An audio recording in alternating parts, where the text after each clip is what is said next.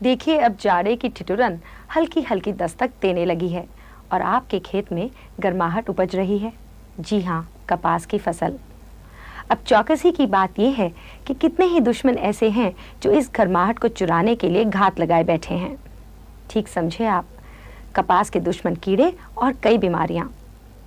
आप चौकस हैं तो समय रहते ही आप इनकी चाल समझ जाएंगे और इनके कहर से अपने कपास की फसल को बचा लेंगे। उत्तरी भारत के अंदर पिछले साल कपास की उपज के अंदर काफ़ी कमी आई है। वैसे 4.5 से लेकर 5 क्विंटल रुई प्रति हेक्टेयर के हिसाब से आती थी, परंतु पिछले साल 3 और 4 के बीच में रह गई है। इस उपज की कमी के बहुत से कारण हैं। पहला कारण है प्रतिकूल मौसम की, जिसकी वजह से कीड़े और बीमारियां काफ़ी बढ़ गई हैं। तीसरा, जो हमारी किस्में हैं उनका समय पर बिजाई नहीं करते।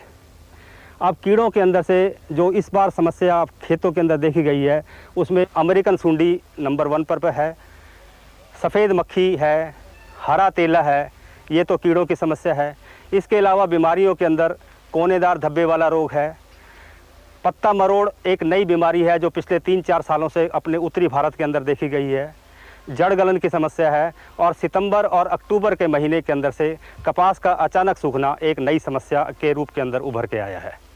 सफ़ेद मक्खी की रोकथाम के लिए किसान भाइयों से अनुरोध है कि सिंथेटिक पैराथराइड्स का स्प्रे बिल्कुल भी नहीं करें। उसकी रोकथाम के लिए जो हमारी यूनिवर्सिटी की रिकमेंडेशन है, स्टेप्टोसाइक्लिन 6 से लेकर 8 ग्राम प्रति एकड़ के हिसाब से, या प्लांटोमाइसिन है, एग्रीमाइसिन है, या पासोमाइसिन है, 30 से लेकर 40 ग्राम प्रति एकड़ के हिसाब से 200 से लेकर 250 लीटर पानी के अंदर मिलाकर स्प्रे करते हैं तो उसका भी रोकथाम हो जाता है। पत्ता मरोड़ ये एक नई समस्या है और इसका जो फैलाव हुआ है ये सफ़ेद मक्खी से होता है।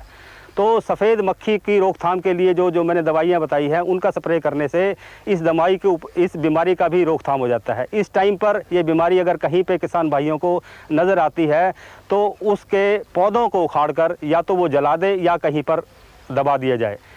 इसके अलावा देसी किस्मों के अंदर ये बीमारी बिल्कुल नहीं आती, अमेरिकन कपास के अंदर ये बीमारी आती है। इसके साथ साथ कुछ अपनी किस्में हैं जो अमेरिकन कपास की किस्में हैं, जिसके अंदर की LRA 5166 है, RS 875 है, LHH 144 है, जिन पर कि इस बीमारी का प्रकोप बिल्कुल नहीं आता।